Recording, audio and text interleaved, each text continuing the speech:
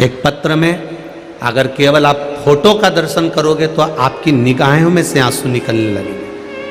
उस व्यक्ति का एक्सीडेंट इतना भयंकर था, देखिए उस पत्र को।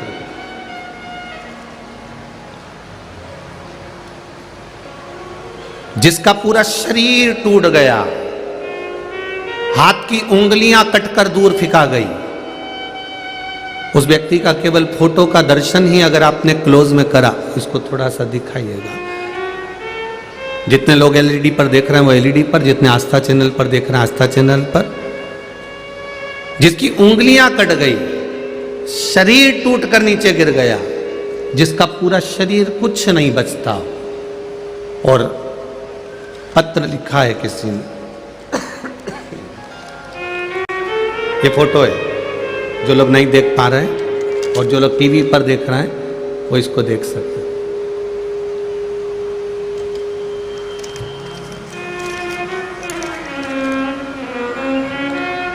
मैं प्रतिभाबाई प्रकाश पाटिल, ग्राम लूमखेड़ा, तहसील सांवेर, जिला जलगांव, महाराष्ट्र से हूँ। कहीं बैठी हो तो हाथ हिलाइएगा। एक निवेदन आपसे, जब कैमरे वाले आपकी तरफ कैमरा करते हैं तो आप लोगों को हाथ हिलाने की जरूरत नहीं है। आप दुनिया के लोगों को आस्था चैनल पर अपने आप को दिखाने आए हो कि महादेव को दिखाने आए हो?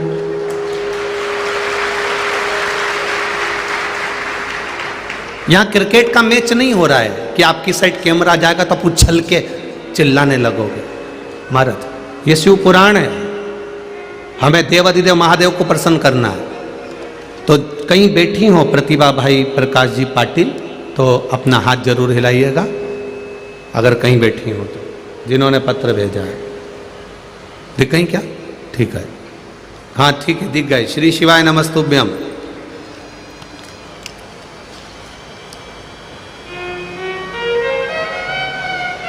गांव वडी, तहसील चोपड़ा, जिला जलगांव। गुरुजीत, बहुत कठिन दौर से गुजरे हैं गुरुजी हम लोग। मेरा भतीजा का नाम है अभिजीत राजेंद्र पाटिल, गांव वडी, तहसील चोपड़ा, जिला जलगांव। जलगांव में रहते हैं। 13 अक्टूबर 2022 को जलगांव में ही मेरे भतीजे का एक्सीडेंट हो गया। डॉक्टर ने कह दिया इसकी कोई गारंटी नहीं है, ये बचेगा नहीं। इसका मस्तिष्क पूरा फट चुका है अंदर से, नसें सब ब्लड हो गया है नसों के अंदर।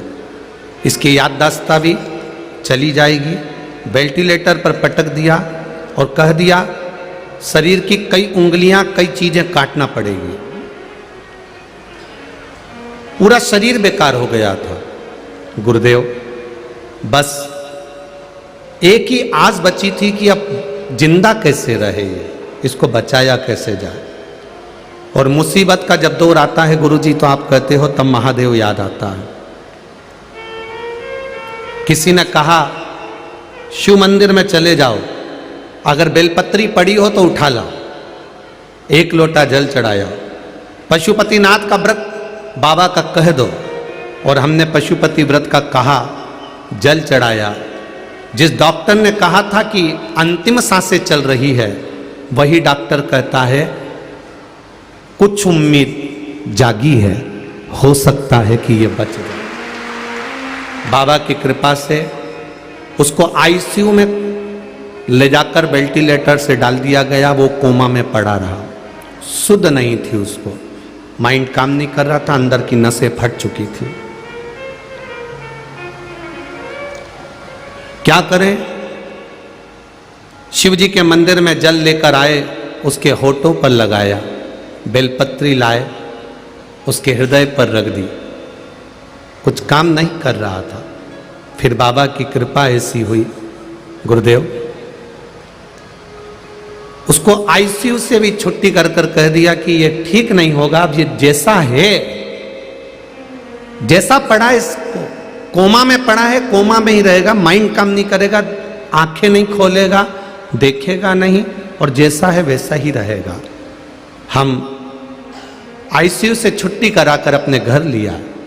गुरुजी घर लेकर आए, डॉक्टर ने जो दवाई दी वो भी हम देने लगे।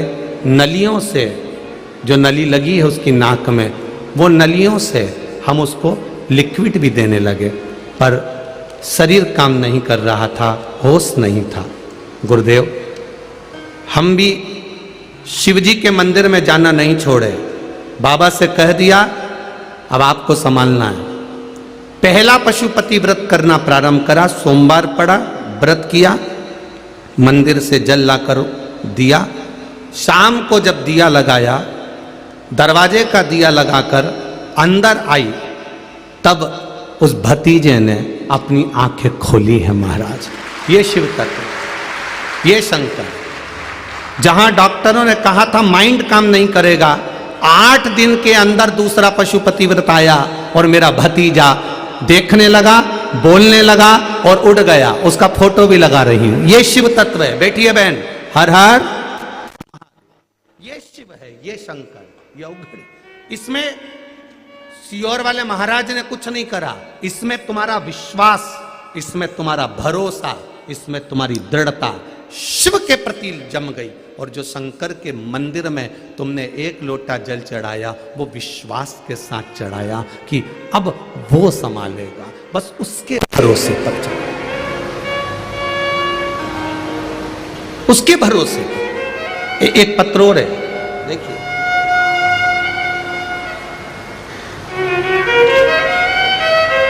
सो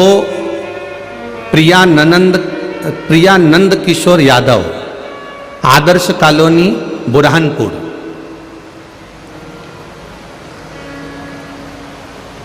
कहीं बैठी हो तो हाथ हिलाइएगा। सो प्रियानंद किशोर यादव, आदर्श कॉलोनी, बुरहानपुर से हैं।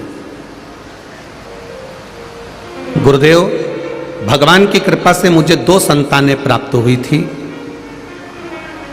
एक संतान लॉकडाउन में शांत हो गई। गुरुदेव, जब एक संतान लॉकडाउन में शांत हो गई और मेरा दूसरा बच्चा भी बीमार पड़ गया, पेट की तकलीफ होने लगी, कमजोरी आ गई। 2 साल का होकर भी वो चल नहीं पाता था, बोल नहीं पाता था। सभी बुरहानपुर के डॉक्टर को बताया, इलाज करवाया, पर कुछ आराम नहीं लगा। तब आपने कहा 1 लोटा जल सारी समस्या का हल। मैं अपने बच्चे को ले जाकर शिवजी के मंदिर में सुला देती, जल चढ़ाती, हाथ में झेलती, बच्चे के मुंह में दे देती। श्री शिवाय नमस्तुभ्यम का जाप नंदी जहां बैठता है वहां बैठकर करती, और नंदी को बोलने के बाद में मैं अपने बच्चे के कान में श्री शिवाय नमस्तुभ्यम बोलती। पशुपतिनाथ का व्रत चालू कर दिया। आज बाबा की कृपा से मेरा बेटा स्वस्थ है, चल रहा है और कथा में खेल रहा है। ये शिव कृपा। जो बच्चा शांत हुआ उसका भी स्मरण कर रही हूं, और मेरा एक बेटा बच्चा जो मेरे को बाबा ने बचा दिया, चला दिया, और जो मेरा बच्चा वापिस खेलने लगा, बोलने लगा, चलने लगा, उस बच्चे का फोटो भी लगा रही हूं। प्रियानंद किशोर यादव, आदर्श कॉलोनी, बुरहानपुर से। ये शिव तत्व है, ये उघड़ी है। इसमें आपका भरोसा प्रबल होना चाहिए, पर दुनिया के लोगों का भरोसा टूटता जल्दी है।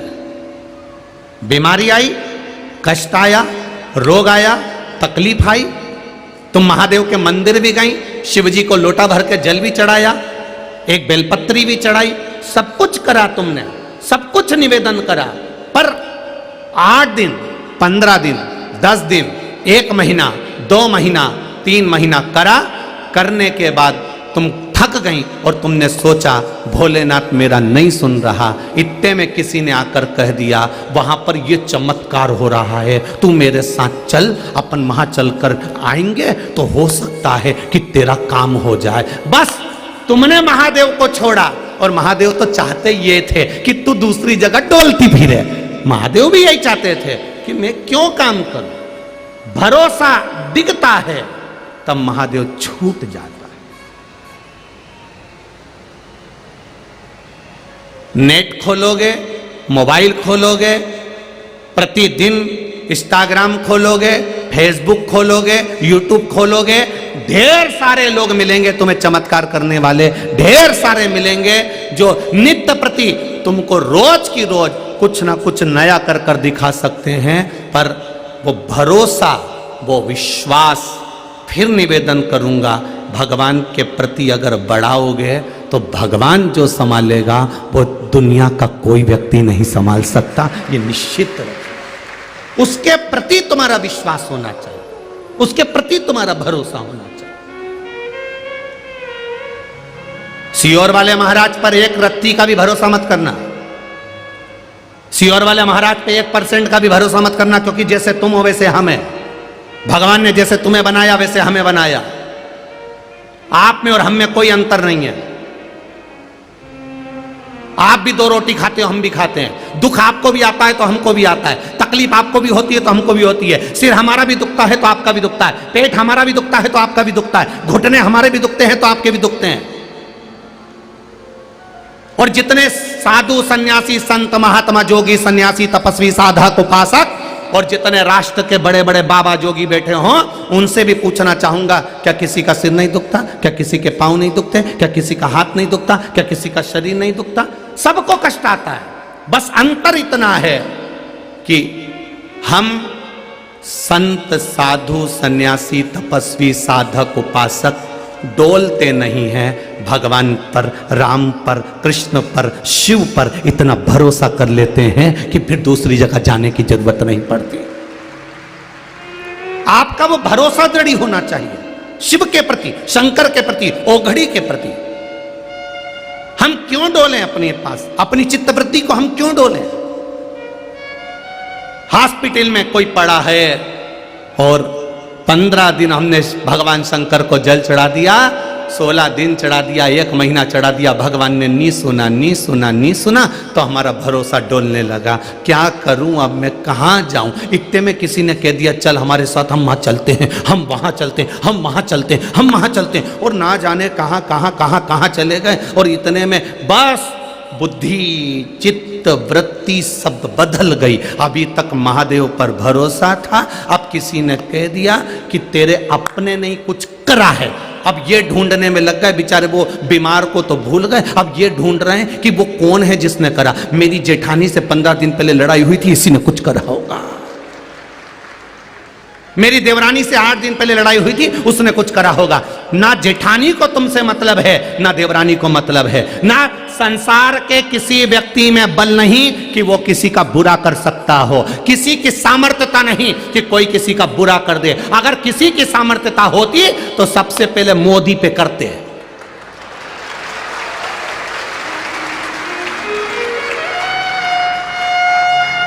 अगर किसी तंत्र मंत्र विद्या साधना में बल होता तो ना जाने इतने अटैची देने वाले बैठे हैं, सबसे पहले मोदी, योगी, फिर अंबानी, इन पे करते। परंतु एक ही बल भारी है, उसको भी मालूम था कि मुझे कहाँ जाना है, इसलिए उसके गुरु ने कह दिया था चुनाव लड़ना है और अच्छी गादी पर बैठना है तो काशी से शुरुआत करना और केदार तक चले जाना।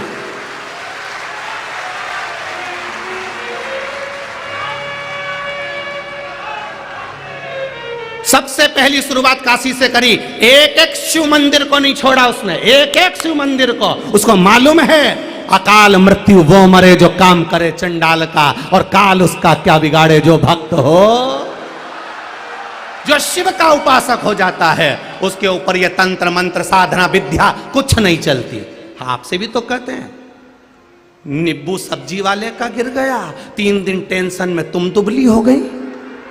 मेरे दरवाजे पे कौन नींबू पटक गया, और तो और चलो तो दुनिया के लोग तुम्हें डराने में लगे हैं, पितृ दोष होगा, ये दोष होगा, वो दोष होगा, उसने कर दिया होगा, मोली बांध लो, धागा बांध लो, ये बांध लो, वो बांध लो, सारी दुनिया का सब कुछ बांध लो, पर निवेदन है 1 लोटा जल महादेव को चढ़ाना चालू कर दो, सब गया। सब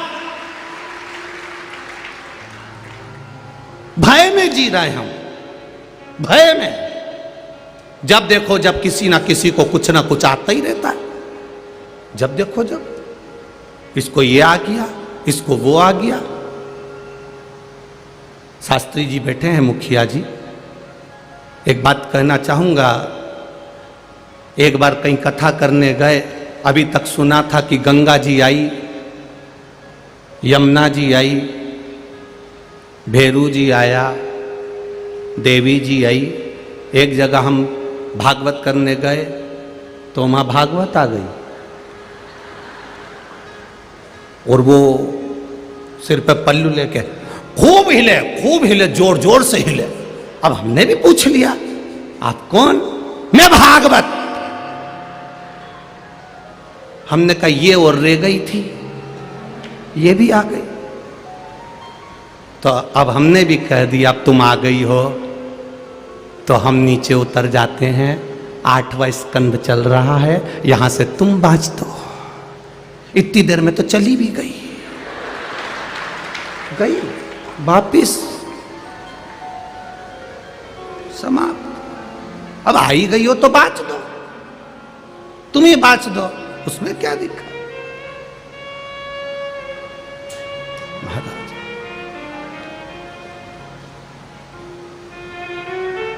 मालवा के संत श्री नागर जी महाराज एक लाइन बड़ी गुनगुनाते थे। मालवा के संत आदरणीय नागर जी महाराज अपने भजन में एक लाइन हमेशा कहते हैं, मत पड़ रे उलझन में नर तू, मत पड़ रे उलझन। क्यों पड़ता है, किस लिए? राम नाम में कोई कमी है, कृष्ण नाम में कोई कमी है, शिव नाम में कोई कमी है, भगवान के नाम में कोई कमी है जो हम दूसरे भ्रम में पड़े? किस लिए पड़े? दुख आएगा, कष्ट आएगा, रोग आएगा, बीमारी आएगी, तकलीफ आएगी, उसको मिटाने का तरीका जो पूर्व का हमारा किया गया कर्म है, उस कर्म का भोग मनुष्य के शरीर में भोगना है। क्योंकि मनुष्य पाप और पुण्य को समझता है, इसलिए इस शरीर में भोगना है।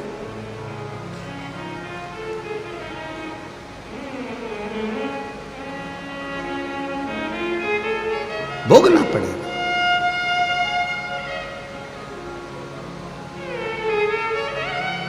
दिया परमात्मा ने सबको दिया, और सबको देने के बाद भी हम परमात्मा का गुणगान नहीं करें। भगवान ने दिया और भगवान का ही हम गुणगान ना करें, उसको साधुवाद ना दें, उसको धन्यवाद ना दें, तो अगला जन्म तैयार रखना। 84 लाख योनियों में 36वें नंबर का जन्म है, माथे के जुए का जन्म। कोई भी निकालेगा, निपटा देगा, कोई भी।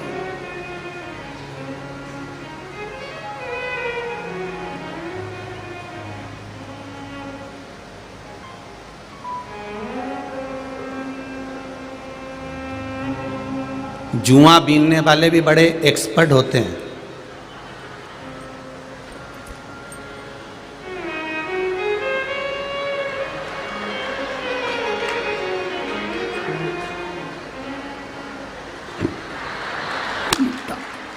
ऐसे मारते जैसे चौका लगा, तो बस तैयारी रखो।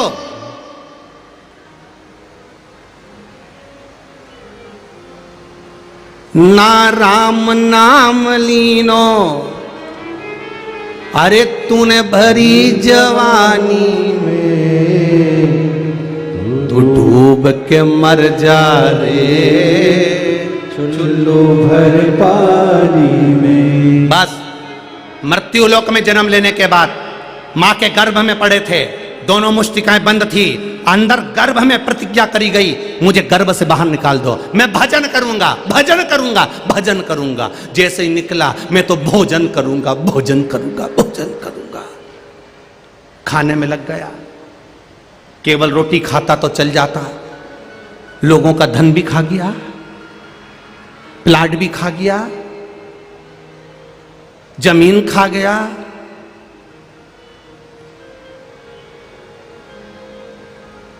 सब कुछ खा गया, झूठी कसम खा गया, झूठी कसम खा गया, सब खा गया।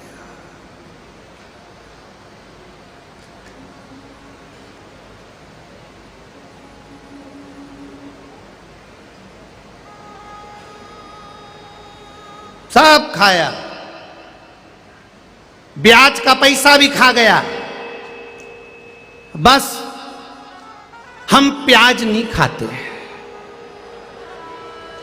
दुनिया का सब खा गया, बस यही नहीं खाया। 4 लोगों में बैठकर कहा हम ये नहीं खाएंगे, हम वो नहीं। तो तूने किसी का धन तो नहीं खाया, किसी की निंदा तो नहीं करी, किसी के साथ छल तो नहीं कर। शिव महापुराण बड़ी विपरीत पुराण है, इस शिव पुराण को समझना जरूरी है। शंकर भगवान की कथा कहती है, मेरी आराधना करने वाला, मेरा भजन करने वाला, छल नहीं चाहिए, छल से विहीन हो जाओ, छल के विहीन होइए।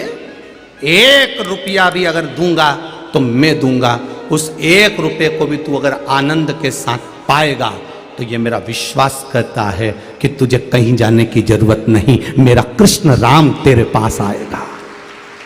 कहां जाना तुझको? कहीं नहीं जाना, मेरा राम, मेरा कृष्ण, मेरा शिव भगवान तुम्हारे पास आएगा। लोग कहते हैं हम भगवान को ढूंढते हैं, कोई पूछे भगवान आपको ढूंढता है, ढूंढते हैं। परमात्मा ढूंढेगा आपको, आपकी भक्ति के बल को बढ़ा लो, बस स्मरण को बढ़ा लो बस।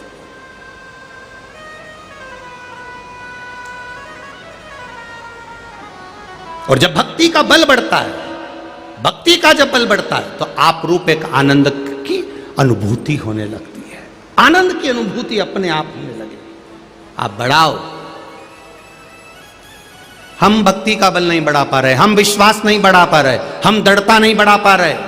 और यहां शिव महापुराण की कथा, श्रीमद् भागवत पुराण की कथा, विष्णु पुराण, नर्मदा पुराण, पद्म पुराण, बरहा पुराण, ब्रह्मवेत्ता पुराण, कुर्म पुराण, नारद पुराण, गर्ग संहिता सब कहती है विश्वास प्रबल करिए, भरोसो दृढ़ इन चरणन केरो, भरोसा प्रबल करिए। महाराज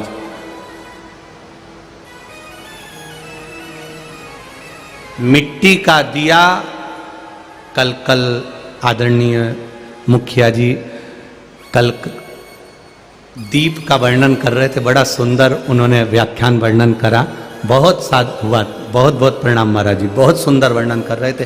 दीप का कल वर्णन कर रहे थे, जब मिलना हुआ तो दीप का वर्णन कर रहे थे, दीप और प्रदीप और उसमें प्र का उपसर्ग सब उसका वर्णन करते उन्होंने सुनाया, बड़ा सुंदर भाव वर्णन। मिट्टी का दिया रात भर अंधेरे से लड़ता है, मिट्टी का दिया रात भर अंधेरे से लड़ता है। और इंसान ये भी तो शिव का दिया है, फिर संसार से क्यों डर जाता है? क्यों डरे? जब वो मिट्टी का दिया रात भर अंधेरे से लड़ता है तो हमें परमात्मा ने दिया है, हम भी तो संसार के आगे क्यों डिगे, क्यों डूबे? हम भी तो अग्रणता में रहें, हम भी अग्रणता में रहें।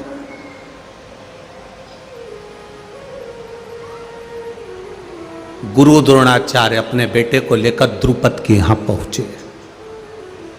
राजा द्रुपद गुरु द्रोणाचार्य को देखकर खड़े नहीं हुआ, उठा नहीं, बोला नहीं। जब सामने आकर द्रोणाचार्य जी खड़े हो गए, अपने पुत्र अश्वत्थामा का हाथ पकड़े हैं, जो 5 वर्ष की आयु का पुत्र है, उसका हाथ पकड़कर खड़े हैं। कल कथा में कहा था, जो मित्र गालियों से बात करता हो, अपशब्द कहता हो, ठिठोली में भी आड़ी टेढ़ी बात करता हो, अपने बेटे को उस मित्र के यहाँ पर गाड़ी पर बिठाकर मत लेकर जाना, उसकी संगति पर गलत प्रभाव पड़ सकता है। आपकी मित्रता, आप अकेले में एक दूसरे को कुछ भी कह लो चलता है। आपकी मित्रता, आप अकेले में एक दूसरे से कुछ भी बोलो चलता है। पर बच्चों के आगे, परिवार के आगे एक मर्यादा बहुत बड़ी चीज होती है, और वो मर्यादा मेरे भगवान कृष्ण ने भी दिखाई। जब सुदामा जी आए, भगवान कृष्ण ने रुक्मणी जी से कहा मेरा मित्र आया है, एक एक रानी, वो मुझसे उम्र में बड़ा है, धन से भले बड़ा नहीं है सुदामा, पर मुझसे उम्र में बड़ा है, इसलिए एक एक रानी आना, प्रणाम करना, आशीर्वाद लेना, फिर जाना। ठीक है। रानी आने लगी। कितनी थी भगवान कृष्ण की? बोलो बोलो, जम के बोलो। 16,108। एक एक रानी आ रही थी। सुदामा जी, उनको तो मालूम भी नहीं था कि इतनी सारी है, नहीं तो थोक में बुला लेते कि एक एक दर्जन आ जाओ, परंतु उनको मालूम नहीं था। वो तो सहज बैठे थे सिंहासन पर, कृष्ण बाजू में बैठे थे भगवान कृष्ण, और एक एक रानी आ रही थी। सुदामा जी बड़े खुश हुए, अखंड सौभाग्यवती भव। दूसरी आ गई, अखंड सौभाग्यवती भव। तुम गिनते जाना हो बरहानपुर वालों, लाइन से गिनना। तीसरी आ गई, अखंड सौभाग्यवती भव। चौथी आ गई, अखंड सौभाग्यवती भव। पांचवी आ गई, अखंड सौभाग्यवती भव। छठी, अखंड सौभाग्यवती भव। सातवीं, अखंड सौभाग्यवती भव। अखंड सौभाग्यवती भव। गिनती तुमसे पूछूंगा बाद में, कौन सी है? आठवीं, अखंड सौभाग्यवती भव। अखंड सौभाग्यवती भव। अखंड सौभाग्यवती भव। अखंड सौभाग्यवती भव। अखंड सौभाग्यवती भव। अखंड सौभाग्यवती भव। अखंड सौभाग्यवती भव। कितनी हो गई हैं? चलो 11, 13, 15। ठीक है, अब 15 बार तुम चालू हो, बोलते जाओ जरा, बोलो जम के बोलो, दोनों हाथ उठा के बोलना ऐसे, अखंड सौभाग्यवती। 2, 3, 4, जम के बोलो, 5, 6, 7, 8, 9, 10, 11, 12, 13। बोलो तो, अखंड सौभाग्यवती हो। 15। अब हाथ कैसे हैं तुम्हारे? ठीक है। अब 15 में तुम्हारी यह हालत हो गई, सुदामा जी की क्या हुई होगी? 50 होने के बाद सुदामा जी बोले, कन्हैया हाँ ये भी तेरी है, हाँ चलने दे। अब सुदामा जी बोल रहे, भव भव भव भव भव भव भव भव। 60-70 होने के बाद, कन्हैया ये भी तेरी है, हाँ चलने दे। हो हो हो हो हो।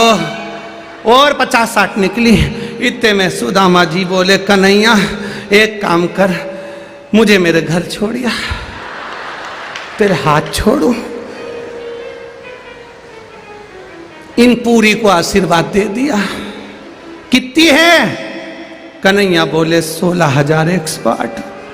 सुदामा जी चक्कर खा के नीचे गिर गए, मुझे मेरे घर छोड़िया, नहीं तो मेरी पत्नी को अखंड सौभाग्यवती का आशीर्वाद देना पड़ेगा। इतने में कन्हैया गले लगाकर बोले, रे सुदामा अभी तो तेरी बहुएं आ रही हैं, इसके बाद इनके बच्चे आएंगे। सुदामा जी ने कहा 16,108 वो भी आएंगे। कन्हैया बोले 16,108 नहीं रे, एक एक रानी के 11-11, 1,77,186। नीचे उठते से ही बोले सुदामा जी, द्वारका काय की है? बरहानपुर जिला है। काय की है? ऐसा लगता है कहीं का खंडवा जिला, सीहोर जिला, ऐसा कई बड़ा जिला है, इतने सारे बच्चे। भगवान बोले अलग से सेना की जरूरत नहीं पड़ती है, घर के इत्ते इकट्ठे हो गए, घर के इकट्ठे हो गए।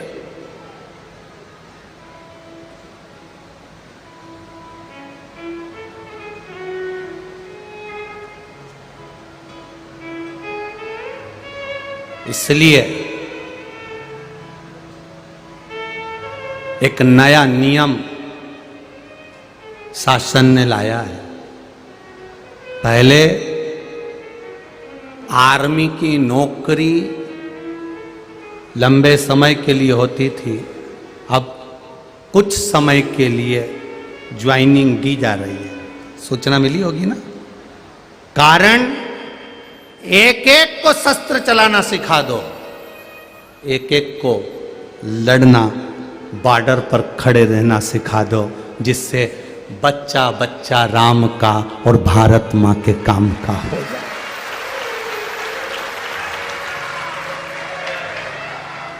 ये सनातन धर्म को बचाने का एक आनंद सुख है, एक आनंदता है, ये एक रस तत्व है हमारे जीवन।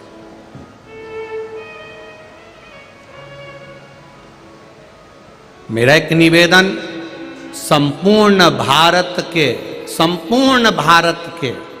एक एक व्यक्ति से है, चाहे वो किसी भी एग्जाम में बैठ रहा हो, कंपटीशन एग्जाम में बैठ रहा हो, चाहे वो राजनीति के एग्जाम में बैठ रहा हो, चाहे वो धर्म आदि के एग्जाम में बैठ रहा हो, उनसे निवेदन है अपनी जिंदगी की शुरुआत देवाधिदेव महादेव के दरवाजे से करना, हार नहीं हो। शिव के द्वार को पकड़ो।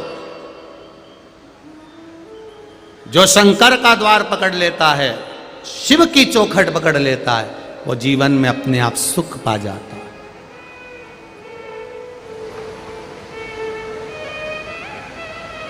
भगवान का द्वार छोड़कर जो गलत राह का द्वार पकड़ लेता है, फिर एक दिन वो 25 रुपए के लोटे में भराकर हरिद्वार चले जाता है। इतना बड़ा लोटा, उसमें थोड़ी सी अस्थियां, हरिद्वार चली जाती। बचो, जरूरी है बचना। एक पत्र में किसी एक माँ ने लिखा है कि मेरा पति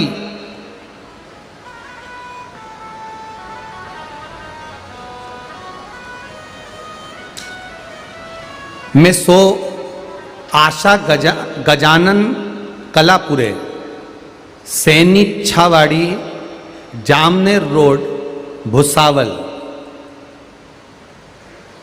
जिला जलगांव, महाराष्ट्र की रहने वाली हूं। कहीं बैठी हो तो हाथ हिलाइएगा। ये चमकदार पत्र है आपका। कहीं बैठी हो तो हाथ हिलाइएगा। पति का नाम है गजानन पुंडलिक कलापुरे। 12 अप्रैल 2022 शाम के समय अचानक से मेरे पति की छाती में दर्द होने लगा। दोनों भाई उनको हॉस्पिटल ले गए। डॉक्टरों ने एक्सरे करवाया। डॉक्टर ने बोला इनके फेफड़ों के बाजू में एक गठान है, तो आपको बायोस्पीच के लिए जलगांव जाना पड़ेगा। दूसरे दिन विजेंद्र हॉस्पिटल जलगांव में बायोस्पीच करवाई गई। बायोस्कोपी करवाई तो डॉक्टर बोले गठान है इनके फेफड़े के पास में और वो कैंसर की है, आपको तुरंत क्यूरी मावंता कैंसर हॉस्पिटल नासिक जाना पड़ेगा। 14 अप्रैल 2022 को गुड़ी पड़वा के दिन वो नासिक दवाखाने को ले गए, कैंसर हॉस्पिटल में ले गए। नासिक के मानवता हॉस्पिटल डॉक्टर ने बोला इनको फेफड़े के पास में गठान है, वो कैंसर की है, 17 कीमो थेरेपी करवाना पड़ेगी। 3 महीने के बाद ऑपरेशन करेंगे, गठान निकालेंगे और फिर इनका इलाज प्रारंभ करेंगे। आंखों में जल भर गया गुरुदेव। जब ये इन्होंने एक बात लिखी है इसलिए इस पत्र को पढ़ा कि ये निर्व्यसनीय है। हमें आश्चर्य इस बात का हुआ कि इनको कोई व्यसन नहीं है, ना ये मदिरा पीते, ना ये मांसाहार करते, ना ये तंबाकू खाते, ना कभी धूम्रपान करते, ये निर्व्यसनीय है। फिर ये बीमारी कैसे हो गई, फिर ये बीमारी कैसे आ गई?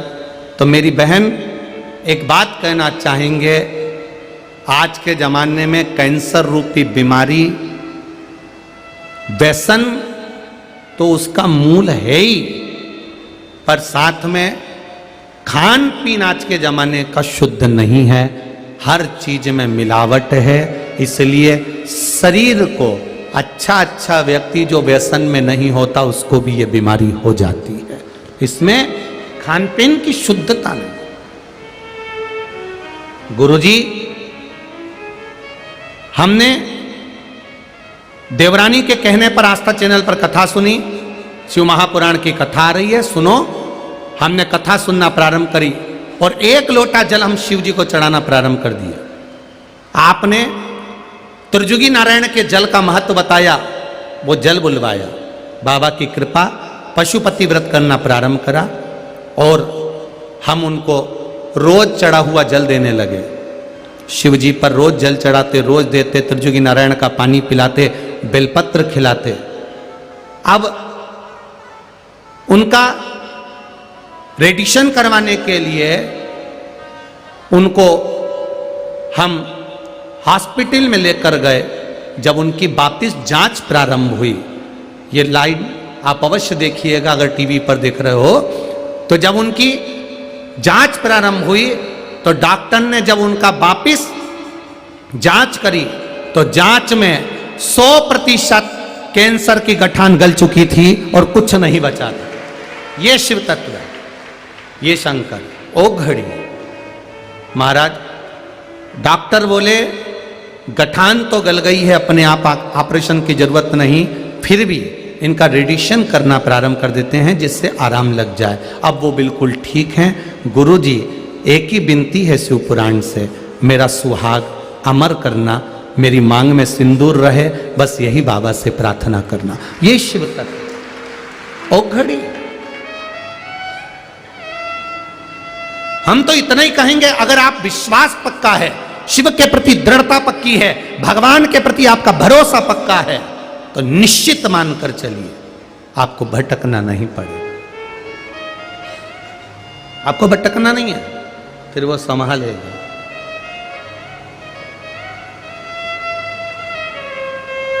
वो संभालेगा। मैंने तेरे ही भरोसे बाबा, तेरे ही भरोसे हवा बिच उड़ती जावांगी, बाबा डोर हटो छड़ेगा मैं कटी जावांगी, भोले मैं तेरी पतंग, शंभो मैं तेरी पतंग, हवा बिच उड़ती जावांगी, बाबा डोर हटो छड़ेगा मैं कटी जावांगी। अपना भरोसा पक्का रखिए, अपना विश्वास पक्का रखिए, और जब दृढ़ता बढ़ जाए, भरोसा प्रबल हो जाए, भरोसा पक्का हो जाए। एक व्यक्ति ने लिखा है अपने पत्र में कि इतने कंपटीशन एग्जाम दिए, इतनी परीक्षा दी कि किसी परीक्षा में पास नहीं हुआ, आखिरी में हार गया, घर बैठ गया, मोबाइल देख रहा था, किसी ने एक क्लिप भेज दी केवल शिव के भजन की, केवल शिव के भजन की, तेरे डमरू की धुन सुन के मैं काशी नगरी। उस क्लिप को सुना, मन में आया ये भजन गा रहे हैं, कथा सुनते हैं, कथा निकाली, सुनना चालू करी और शिव जी के प्रति विश्वास जाग गया।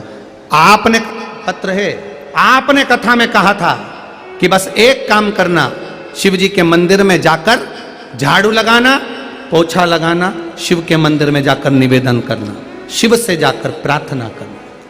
बस शिव जी के मंदिर जाता, झाड़ू लगाता, प्रार्थना करता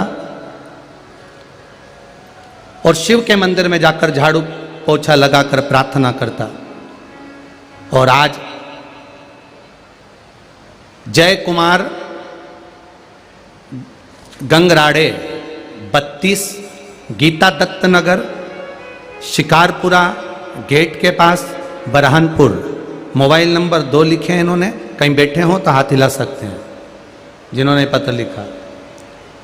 जय कुमार गंगराड़े 32 गीता दत्त नगर शिकारपुरा गेट के पास बुरहानपुर, मोबाइल नंबर भी 2 लिखे हैं उन्होंने, कहीं बैठे हों तो हाथ हिलाइएगा।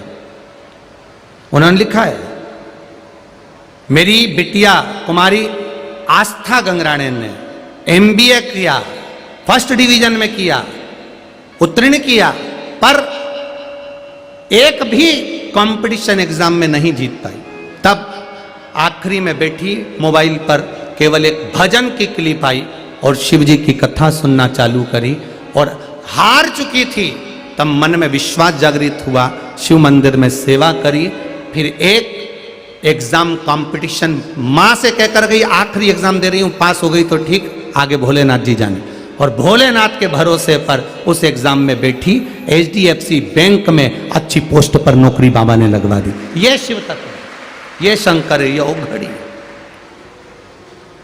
ये उसकी कृपा, उसकी उदारता, उसकी दया होना चाहिए।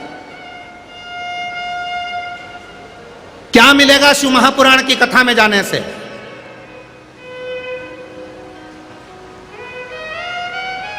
आप आओगे, कई लोग कहेंगे इतनी गर्मी, इतनी दूर, इतनी भीड़, क्या मिलेगा जाकर? आखिरी में तो प्रसाद भी नहीं मिलता शिव पुराण में। सारी कथाओं में जाओगे तो प्रसाद तो मिल ही जाएगा, यहां तो प्रसाद भी नहीं मिलता। क्या मिलेगा? शिव महापुराण में तो प्रसाद भी, क्योंकि यहाँ शिव पुराण में लिखा, स्पष्ट अक्षर में लिखा कि सबसे ज्यादा नरक में कौन जाता है, तो कहा प्रसाद बांटने वाला जाता है। बहुत टेंशन दे दिया लोगों को पुराण ने कि प्रसाद बांटने वाला नरक में जाता है। हाँ, क्यों? क्या कारण है कि प्रसाद बांटने वाला नरक में जाता है? उसका कारण एक, प्रसाद धर्म की जगह पर बंटता है, प्रसाद कथा भागवत में बंटता है, प्रसाद मंदिर देवालय में बंटता है, प्रसाद सत्कर्म की जगह पर बंटता है, प्रसाद हमेशा अच्छी जगह पर बंटता है। प्रसाद शादी में नहीं बंटता, प्रसाद किटी पार्टी में नहीं बंटता, प्रसाद डिस्को में नहीं बंटता, प्रसाद धर्म की जगह पर बंटता। प्रसाद बांटने वाला नरक क्यों जाएगा? प्रसाद बांटने वाला जब खड़ा होता है, प्रसाद देने खड़ा होता है, जब अपना वाला कोई आता है तो उसका हाथ इतना बड़ा हो जाता है और पराया आता है तो हाथ छोटा हो जाता है। जो भगवान के चरणों में खड़ा होकर कपट कर जाता है वो सीधे नरक चले जाता है। इसीलिए शिव पुराण कहती है प्रसाद बांटने वाले को चाहिए, अगर प्रसाद बांटने खड़ा हुआ है उसकी पत्नी भी आए, वो कितनी भी डराए, पत्नी आए और वो कितनी भी डराए, कितनी भी आंख दिखाए, भले पल्लू लेके दिखाए, उसके बाद भी कह देना मैं बाद में घर लिया हुआ पर मैं नरक मत भेज मुझे, ओ जगदम्बा तेरे पांव पड़ू तू जा। कितनी पहचान वाली आए, अपने को प्रसाद उतना ही देना है जितना सबको दिया। इसलिए हमारे पुष्टि मार्ग में, हमारे वैष्णव धर्म में, हमारे पुष्टि मार्ग में एक नियम बना दिया कि मंदिर से प्रसाद दिया जाएगा और उसकी रसीद काटी जाएगी कि 10 रुपए का लेना है कि 20 रुपए का लेना है कि 50 रुपए का लेना है। तो क्या होगा कि बराबरी का, ये लेन देन का कुछ लफड़ा रहेगा ही नहीं। आपने 10 रुपए जमा करे, एक ठोर मिल गया। आपने 20 रुपए जमा करे, मोहनथाल मिल गया। आपने 50 रुपए जमा करे, आपको ये मिल गया। क्यों? इसमें कोई भेद ना हो जाए, बड़े और छोटे। इसलिए हमारे पुष्टि मार्ग में एक नियम बना दिया गया, एक सम नियम, सबके लिए एक जैसा।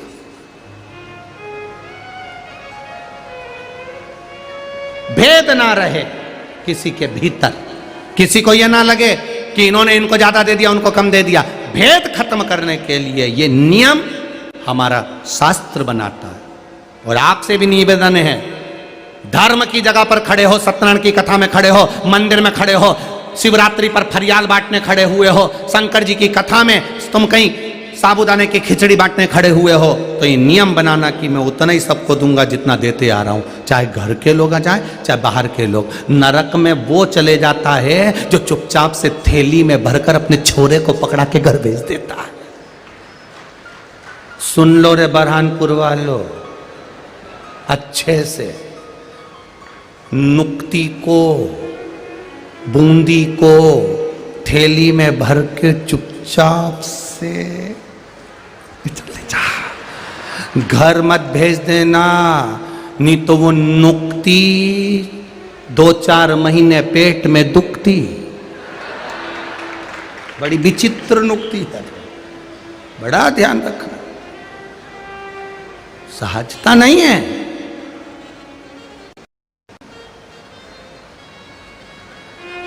स्मरण करिए भगवान का भजन, विश्वास रखकर करोगे। राजा द्रुपद के सामने गुरु द्रोणाचार्य खड़े हैं, राजा को नीचे उतरकर सम्मान करना था, आदर करना था, नहीं करा। मित्र है, मित्र का सम्मान नहीं कर पाए। किससे आस लगाओगे? किससे आस लगाओगे? सब मतलब के यार हमने देख लिया, झूठा है संसार हमने देख लिया, झूठे नाते झूठे रिश्ते, झूठे नाते झूठे रिश्ते, झूठा है संसार हमने देख लिया, सब मतलब के यार हमने देख लिया। इसलिए भगवान की भक्ति में रमो, भगवान के भजन, उसकी भक्ति।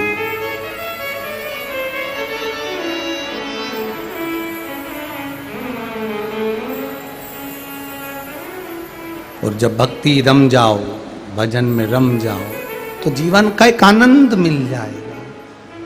आनंद ना। मनोज नेहते बापी गुजरात से आई हैं, कहीं बैठी हो तो हाथ हिलाइएगा। बापी गुजरात से आई हैं, दोनों हाथ हिला देना जहां कहीं बैठी हो। बापी गुजरात से आई हूं, मेरा मोबाइल नंबर ये है। मैं शिव जी का क्या वर्णन करूं गुरुदेव। मेरा लड़का जिसका फोटो लगा रही हूं, आप लोग आस्था चैनल पर और एलईडी पर उस बेटे का फोटो देख सकते हैं, जिसका मैं फोटो लगा रही हूं। मेरा लड़का बीमार पड़ गया, उसका हार्ट की सर्जरी होना थी। डॉक्टर ने कहा सर्जरी भी थोड़ा जल्दी करना है, और हार्ट की सर्जरी करने के लिए डॉक्टर ने बोल दिया 19/1/2023 को हम अहमदाबाद के नारायण हॉस्पिटल में ले गए। वहां से हमने वापिस एक बार जांच कराई। पहले हमने वापी के हॉस्पिटल में दिखाया, अब अहमदाबाद के हॉस्पिटल में 19/1/2023 को नारायण हॉस्पिटल में जांच कराई। तो डॉक्टर ने कहा इसकी सर्जरी थोड़ा जल्दी ही कराना पड़ेगी, इसका हार्ट कमजोर हो गया है, सर्जरी की इसको बहुत जरूरत है, नहीं तो ये पूर्ण तरह से चला जाएगा। हमने सर्जरी की तारीख 29/1/2023 निकाली। 29/1/2023 को हम बच्चे को लेकर सर्जरी के लिए ले जाने लगे। उसके पहले मेरी पड़ोसन ने कहा कि शिवजी पे 1 लोटा जल चढ़ा दो, उसका पानी पिलाकर इसको सर्जरी के लिए ले जाओ। हमने शिवजी को, हमारा विश्वास नहीं था गुरुजी, क्योंकि हम कथा नहीं सुनते थे। 1 लोटा जल चढ़ाया, पानी पिलाया बच्चे को, और हम अहमदाबाद के लिए सर्जरी के लिए निकल गए। 29/1/2023 को जब उसको सर्जरी के लिए अंदर ले जाने लगे तो डॉक्टरों ने वापिस उसके हार्ट की जांच करना प्रारंभ करा। और बाबा की कृपा से जब डॉक्टरों ने तीन डॉक्टर उसके हार्ट की जांच कर रहे थे तो उन्होंने वापिस बाहर निकलकर कहा इसको ऑपरेशन की जरूरत नहीं है, इसका हार्ट ठीक हो गया है। यह बच्चा है जिसका फोटो आप देख रहे हो आस्था चैनल पर।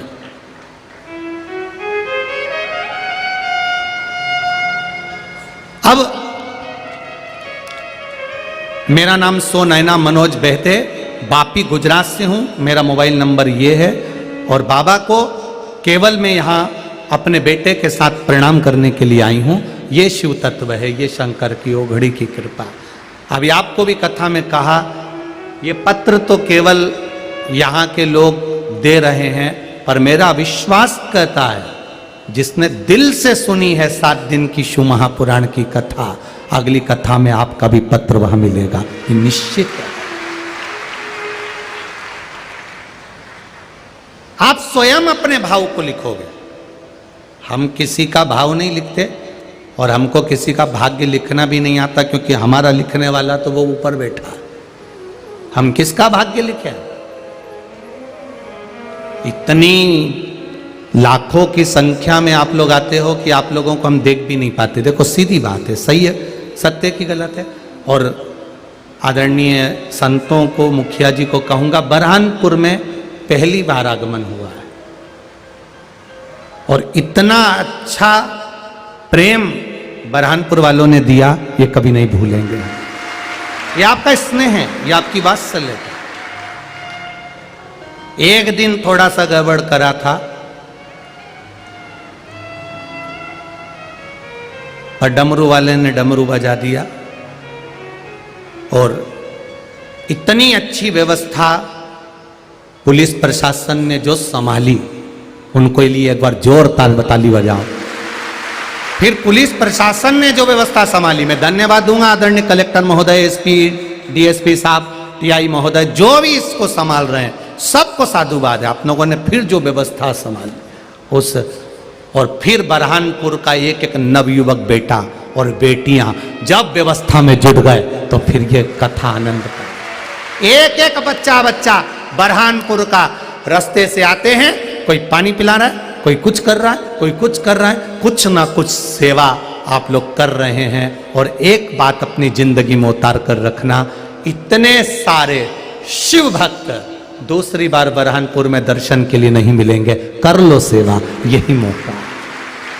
तिजोरी में रखा हुआ धन पड़ा की पड़ा रह जाएगा, सामान घर में धरा की धरा रह जाएगा। जो तुमने दोनों हाथों से जल सेवा, भोजन सेवा, कहीं किसी को बिस्कुट, किसी को कुछ जो तुमने खिलाया है, ये तुम्हारा खाली नहीं जाएगा, अंत समय में भी तुम्हारे साथ आएगा। ये दान, पुण्य, धर्म, सत्कर्म खाली नहीं जाता। एक राजा ने अपने नगर में सूचना करा दी कि मरने के बाद कब्र में क्या होता है, कोई हमें बताए। इतने में मंत्री जी ने कहा, जो मर गया वो कैसे बताएगा? जो मर गया वो कैसे बताएगा? अभी एक कोई व्यक्ति ने रामायण को कुछ कह दिया, फाड़ दिया, जला दिया, जो भी करा। फिर बाद में उन्होंने कहा तुलसीदास जी ने आखिर ऐसा क्यों लिखा? तो हम उनसे कहेंगे जहां तुलसीदास जी है वहां जाके पूछिए। जब थे तब तुम नहीं थे। भाई, जिसने माता का दूध पिया होता है वो रामायण को पढ़ता है जिसने थैली और डब्बे का पुआ होता है वो रामायण के पन्ने को फाड़ता है। माता का दूध पीने वाला संस्कारित बच्चा कभी रामायण का पर्चा नहीं फाड़ेगा। आज भी हमारे सनातन धर्म का रिवाज है, दीपावली पर रद्दी बेचते हैं, कवाड़ा बेचते हैं, पर सालों की रखी हुई रामायण को कोई किलो के भाव में नहीं बेचता। यह हमारा सनातन धर्म है कोई बरहनपुर में जो किलो के भाव में रामायण को बेचता हो? रद्दी बेच देंगे, कवाड़ा बेच देंगे, अपने बच्चों की किताबें बेच देंगे, पर सालों से रखी हुई कपड़े में बंधी हुई उस रामायण को हमारे यहां आज भी कबाड़े में किलो के भाव में नहीं बेचा जाता, क्योंकि उसमें मेरा राम बसता है, उसमें हनुमान बसता है, उसमें शिव बसता है। ये हमारे संस्कार हैं। अगर माता का दूध पिए होते तो उस रामायण में राम नजर आते, पर उनको राम नहीं दिखे, क्योंकि डब्बे और थैली का जो दूध पी लेते हैं उनको थोड़ा सा तो यही होता है, देसी गाय का दूध और जर्सी का दूध, अंतर है दोनों। उसको समझिए, अपनी जिंदगी में उतारो। रामायण फाड़ने का विषय नहीं, रामायण पढ़ने का विषय है। उसकी एक एक चौपाई हमारे जीवन को संवारने का विषय है, उसका एक एक शब्द हमारे जीवन को उतारने का विषय है, हमारे जीवन में उतारने का विषय। महाराज क्यों भटके हम? ये मौका मिला। एक राजा ने कहा कब्र के अंदर मरने के बाद कब्र के अंदर क्या होता है बताए कोई। मंत्री ने कहा जो मर गया वो कैसे आके बताएगा। राजा ने कहा कोई को पूरे नगर में डोंडी पिटवाओ कि कब्र के अंदर मरने के बाद क्या होता है बताया जाए। नगर में डोंडी पिटवाई, 1000 सोने की मुद्राएं दी जाएगी, जो कब्र के अंदर जाकर बताएगा कि मरने के बाद होता क्या है। किसी ने भी मरने को तैयार नहीं हुए, तब एक लालची व्यक्ति, लोभी व्यक्ति मरने को तैयार हो गया। उसने कहा मैं जाऊंगा कब्र के अंदर जिंदा, फिर आके बताऊंगा। लोगों ने कहा जब अंदर चले जाएगा मिट्टी जल जाएगी तो मरीज जाएगा, कहां से बताएगा? फिर कहां से बताएगा? उसने कहा नहीं मैं बताऊंगा। 1000 सोने की मुद्राएं। खुश हो गया। उसने कहा पहले 500 सोने की मुद्रा मुझे पहले दी जाए, फिर बाद में 500 देना।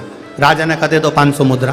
500 मुद्रा दे दी। मुद्रा लेकर जा रहा था, एक भिखारी आ गया, भिक्षक मांगने वाला। भैया कुछ दे दो, भैया कुछ दे दो, भैया कुछ दे दो।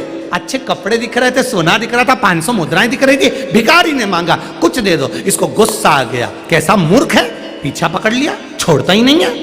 और इसने वहीं पर कचरा पड़ा था, पत्ता पत्ती सूखे कचरे को उठाकर उसके कटोरे में डाल दिया। ले जा। वो कचरा लेकर चला गया। कचरा लेकर गया। तीसरे दिन इसको ले गए, कब्र में सुलाया, मिट्टी डाल दी। ये अंदर से सोचने लगा श्वास रुक रही है, अब तो मरना ही है, अब बचा क्या है। 500 मुद्रा बेसी चली गई, अब लोभ ही तो था। इतनी देर में एक चींटी ने कब्र के अंदर सुरंग कर दी, उसमें से इसको श्वास मिलने लगी। खुश हो गया, 500 मुद्रा मिल जाएगी, बच जाऊंगा। 8 घंटे बाद उसी चींटी के बिल में से सांप घुसने लगा अंदर। अब तो ये और मरा, ऊपर दिख रहा सांप आ रहा, मरा, डसेगा, अंदर आके बैठ जाएगा। घबराने लगा। फिर क्या देखा इसने, सांप अंदर आ रहा है, थोड़ा सा कचरा सांप के आगे आ गया, वो आगे नहीं बढ़ने दे रहा। सांप फिर बढ़ा, कचरा अड़ रहा है, सांप फिर बढ़ा, कचरा अड़ रहा है। 3 दिन निकल गए, इसको बाहर निकाला। राजा ने पूछा, कब्र में जाने के बाद तुम्हें क्या पता चला? उस लोभी व्यक्ति ने कहा, कब्र में जाने के बाद एक ही चीज पता चली, जो जीते जी अपन ने दान दिया था वो अंत समय में काम आ जाता है। कचरा दान दिया था तो कचरा मेरे आड़े आ गया। सुन लो रे बरहानपुर वालों, जरा अच्छे से सरसों का तेल डाल के कानों में, तुम जो दान दोगे वो तुमको प्राप्त होगा। एक गिलास पानी ये आए हुए शिव भक्तों को पिलाया है तो मरते समय गंगा मैया तुम्हारे मुख में आकर बैठ जाए। एक अन्न का दाना इन आए हुए शिव भक्तों को खिलाया है तो वो अन्न का दाना तुम्हारे मुख में तुलसी का दल बनकर बैठ जाएगा। ये साधारण नहीं है। सारे दान पुण्य तुम्हारे मरते समय समाप्त हो जाएंगे, पर शंकर का किया गया दान पुण्य भजन संकीर्तन कभी समाप्त नहीं होता। शिव जैसे अमर हैं, शंकर के भक्त को खिलाया गया अन्न, शिव भक्त को पिलाया गया पानी, ये अमर हो जाता है, ये कभी समाप्त नहीं हो सकता, अटल है, ये रहेगा। अब कई लोग कहते गुरुजी हम शिव पुराण सुन लिए, याद तो रहेगी नहीं, फिर भी भगवान हमको तार देगा, हम जब मरेंगे तब। क्यों नहीं? 15 दिन पहले खाया हुआ तुमको याद है क्या कि 15 दिन पहले 18 तारीख को शाम को 4 बजे तुमने क्या खाया था? किसी को याद नहीं है, पर वो खाया हुआ शरीर में गया, रक्त बना, रक्त बनकर शरीर में चला, आज तक चल रहा है। 1 महीने पहले खाया हुआ आज तक शरीर में रक्त बनकर चल रहा है, शरीर को चला रहा है। उसी तरह जिंदगी में अगर एक बार भी शिव पुराण की कथा सुन ली तो वो अंतिम समय तक चला देता है, अंतिम समय तक चला।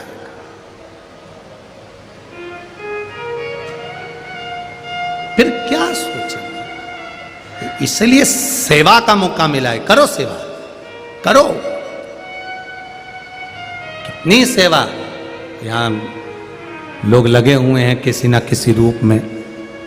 और मेरे भोले तेरी नौकरी सबसे बढ़िया है, सबसे खरी, तेरे दरवाजे की चाकरी सबसे बढ़िया है, सबसे खरी। जब से तेरा गुलाम हो गया तब से मेरा भी नाम हो गया हो।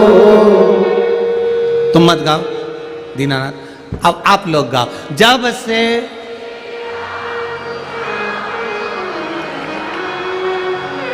तब से मेरा भी, वरना औकात क्या थी मेरी, वरना औकात क्या थी मेरी, सबसे बढ़िया भोले बाबा तेरी तेरी सबसे बढ़िया।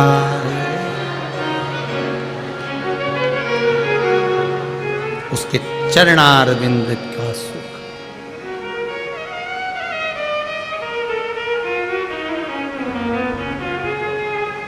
बस उसके चरणों का जो सुख है वो कहीं नहीं मिल सकता, वो अटल। गुरु द्रोणाचार्य ने द्रुपद से अब बोला कि राजा द्रुपद ने सिंहासन पर बैठकर पूछा, क्या चाहिए तुमको, बोलो। एक बार भी गले नहीं लगाया, आदर के वचन नहीं बोले, सत्कार के वचन नहीं बोले, सम्मान के वचन नहीं बोले और डायरेक्ट कहा तुमको क्या चाहिए। कोई जरूरी नहीं है कि दरवाजे पर आने वाला प्रत्येक साधु, प्रत्येक संत, प्रत्येक सन्यासी, प्रत्येक ब्राह्मण तुमसे मांगने के लिए ही आया है, जरूरी नहीं है। संत, साधु, ब्राह्मण, सन्यासी, तपस्वी, साधक, उपासक, ये जरूरी नहीं कि तुम्हारे दरवाजे पर मांगने आएंगे। कभी कभी शिव कृपा होती है, संत, साधु, सन्यासी, ब्राह्मण, तपस्वी ये मांगने नहीं, तुम्हारा घर का काल हरने के लिए, रोग हरने के लिए, दुख हरने के लिए भी इनके चरण पड़ जाते हैं और ये रोग हर के चले जाते हैं।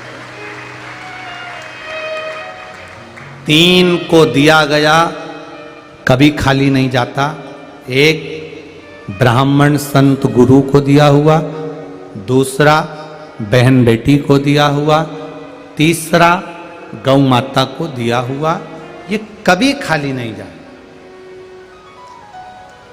किसी गाय को 1 रोटी दी है उसका फल मिलेगा, संत ब्राह्मण गुरुजन को 1 गिलास पानी भी पिलाया है तो उसका फल मिलेगा।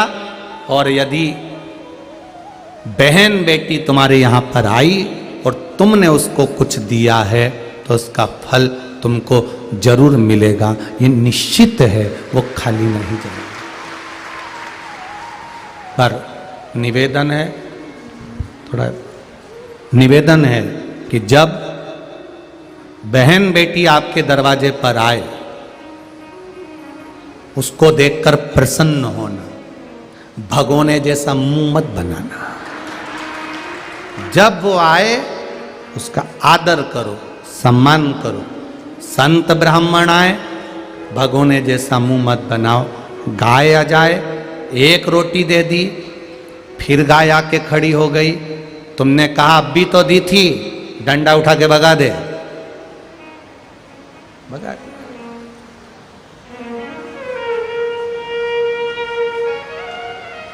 अब भी रोटी दी, अब भी फिर आ गई।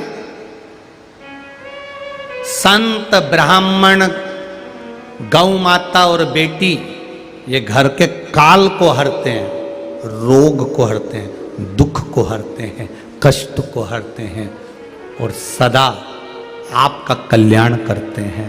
बेटियों को देखकर, बहन बेटियों को देखकर प्रसन्न हो, प्रसन्न। पर जब जब बहन बेटियां आती हैं, भाभियों का मुंह, मैं नहीं बोलूं तो अच्छा है री बरहानपुर वाली जीजियो, मैं बोलूंगा और फिर लोग कहेंगे सियोर वाला महाराज को बोलना नहीं आता। बस बहन बेटी आई और इनकी चौकीदारी बढ़ गई। रात को 9 बजे तक भी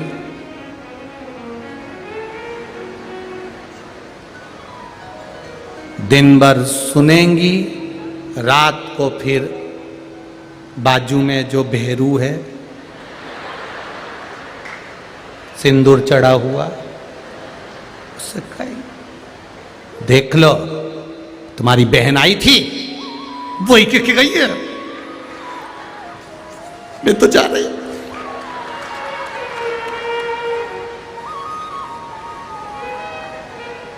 इतने में वो फिर भेरू बोलेगा, देख मैं तेरे हाथ जोड़ूं, 2 दिन के लिए आई है,